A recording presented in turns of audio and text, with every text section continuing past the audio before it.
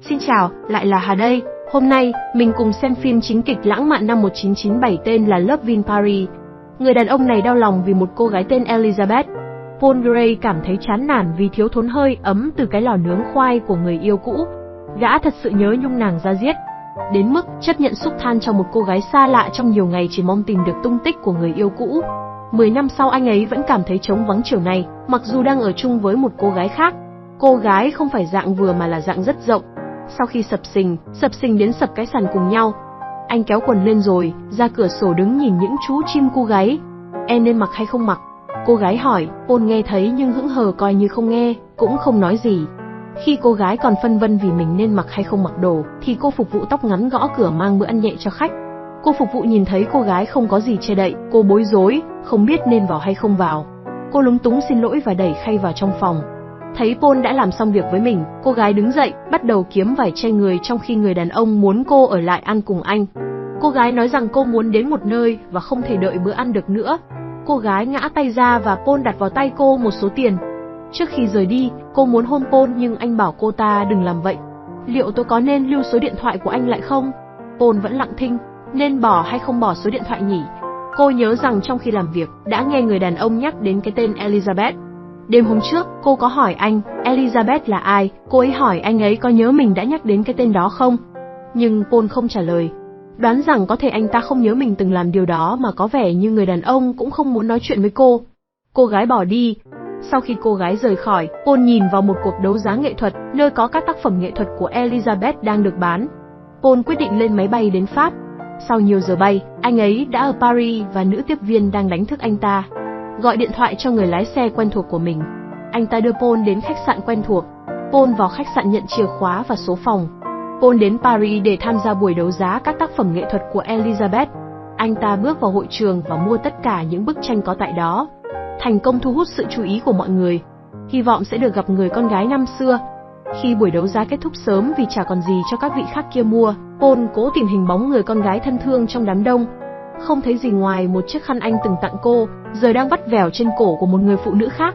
Anh ấy tiếp cận người phụ nữ với hy vọng có thêm manh mối về Elizabeth. Xin lỗi cô, tôi nhớ không nhầm, đây là chiếc khăn tôi mua từ Mỹ để tặng Elizabeth. Sao cô lại có vật này? Khi anh ấy nhắc đến Elizabeth, người phụ nữ nói với anh ấy rằng cô ấy là bạn của người con gái anh thương. Chính cô ấy đã tặng tôi chiếc khăn quàng cổ này trong lần gặp đầu tiên.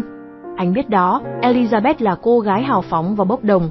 Tôi là Lee Callert và đây là trợ lý của tôi, Claire. Lee đưa cho Paul thẻ khách sạn của cô ấy và bảo anh ấy gọi cho cô ấy vào ngày hôm sau để biết thêm thông tin về Elizabeth. Sáng hôm sau, Paul ngồi kiên nhẫn bên điện thoại chờ thời điểm thích hợp để gọi cho cô gái hôm qua. Sau nhiều hồi hộp, cân nhắc, anh gọi hẹn gặp Lee nhưng cô ấy bận. Anh đẹp trai thay đổi đối tượng, anh tìm đến cô trợ lý Claire. Cô gái đang bên ngoài một căn hộ ăn cháo lưỡi với bạn trai mình. Paul đành quay về chờ Lee ở văn phòng cô ấy. Lee đang chuẩn bị cho một buổi biểu diễn riêng. Dành 10 phút để nói chuyện với Paul, cô nàng đánh trống lảng, hỏi vu vơ những câu vô nghĩa, ví dụ, khi nào anh quay lại New York? Anh đẹp trai hết kiên nhẫn bực mình đáp trả người đẹp, về khi nào điều đó phụ thuộc vào em thôi. Lee xin lỗi không thể nói thêm điều gì với Paul vì cô đang bận rộn với công việc gấp gáp của mình. Nàng lại rời cuộc hẹn với anh đẹp trai vào lúc khác.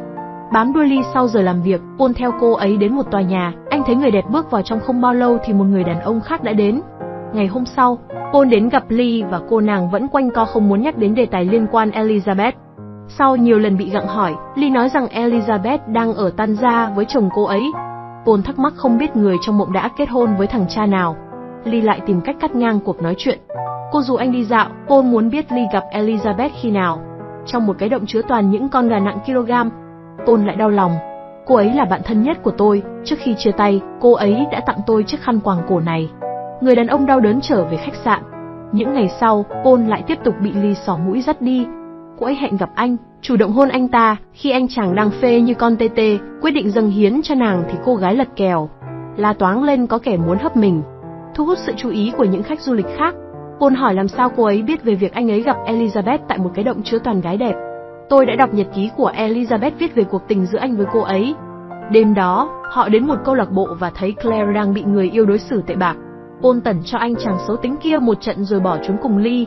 Hai người bọn họ đến một quán bar nơi họ có một đêm vui vẻ. Paul lại định dâng hiến để lấy lòng cô gái xa lạ, quyết tình coi được thông tin về cô bồ cũ. Bọn họ kết thúc cuộc vui bằng việc đóng gạch cùng nhau bên lề đường, trước khi về nhà để tiếp tục giao ban sập sàn cùng nhau. Sáng hôm sau, Paul thức dậy khi Lee đã rời đi để chuẩn bị cho buổi diễn của mình. Cô trợ lý Claire đưa anh ấy đi vòng quanh Paris và cảm ơn vì anh đã cứu cô đêm qua. Vì mãi ăn uống cùng cô trợ lý xinh đẹp, Paul đến trễ buổi biểu diễn của Lee. Buổi diễn kết thúc, cô gái bí ẩn đưa cái máy dập dạo vào một căn phòng tối, bịt mắt anh ta lại. Em có một món quà dành cho anh. Khi đèn bật sáng, một người phụ nữ khác đến tham gia cùng bọn họ. Mất đời trai bao nhiêu lần mà không khai thác được gì thêm. Paul buồn đời, muốn đình công. Thấy anh đẹp trai không chịu làm việc, Lee tiết lộ sự thật Elizabeth đã chết. Paul buồn bã đến thăm mồ người yêu cũ. Khi trở về, anh ấy đến gặp Lee trách cô đùa giỡn với anh, không chịu nói ra sự thật sớm hơn. Cô ấy cố gắng bảo chữa cho hành động của mình bằng cách tỏ ra lo lắng cho Paul. Tôi sợ anh sẽ buồn khi nghe về điều đó. Paul hỏi nguyên nhân cái chết của Elizabeth. Vì ma tuế. Lee trả lời. Người mà Paul ngày nhớ đêm mong, nay đã không còn nữa. Paul quyết định cùng Lee đến một hòn đảo tận hưởng cuộc sống. Thông qua nhật ký do Elizabeth để lại, Lee biết Paul rất thích bạo lực. Cô yêu cầu anh làm điều đó với cô nhưng Paul từ chối. Sau nhiều lần bị vòi voi, Paul đành phải trói Lee lại vào một cái ghế. Lúc này cô gái sợ rồi, lại hét toáng lên, khóc lóc thảm thiết. Đang vui mà đứt dây đàn, Paul hôn cô gái. Sáng hôm sau, hai người chia tay, bọn họ sẽ không gặp lại nhau nữa. Đối với Paul, Lee chỉ là một người phụ nữ mới gặp, xa lạ. Lee hy vọng Paul sẽ quay lại trước khi cô ấy đếm đến 50, nhưng còn lâu. Paul bỏ đi mất dạng. Anh tha thẩn quanh cây cầu và chìm đắm trong những suy nghĩ về mọi điều đã xảy ra. Đàn ông thật khó hiểu. Vì sao Paul lại bỏ đi? Vì sao Paul và Lee không ở bên nhau? Có bạn nào biết lý do không? Chuyện tình bọn họ bắt đầu bằng sự lừa dối cũng chỉ như bông hoa sớm nở tối tàn. Hoặc có thể Paul chỉ coi Lee như vật thế thân của Elizabeth mà thôi. Cả nhà hãy like và đăng ký cho kênh của Hà nha. Chỉ mất ít phút của các bạn nhưng điều này là cực kỳ có ý nghĩa với Hà. Cảm ơn cả nhà và mến chào tạm biệt.